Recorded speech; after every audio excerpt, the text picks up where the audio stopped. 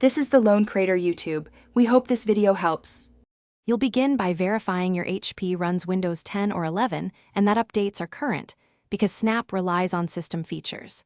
Once done, open the first app and drag its title bar to the left edge or press Windows key plus left arrow.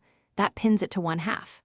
Next, pick the second window from the right side or use Windows key plus right arrow so both windows share the screen evenly.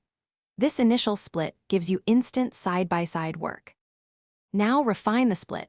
You can push windows into quadrants by first snapping left or right, then pressing Windows plus up or down. That creates a grid for multitasking. On Windows 11, hover the Maximize button to pick a snap layout, which is faster for 3 or 4-pane setups. If you use an external monitor, drag a window and snap it on that screen to extend your workspace. These steps let you control exactly how much space each app receives and why each shortcut matters. Finish by adjusting the divider. Drag the vertical or horizontal splitter to change widths and get the view you want. To replace or swap apps, use Alt plus Tab or drag a new app from the taskbar into an open snap slot. This keeps your workflow intact.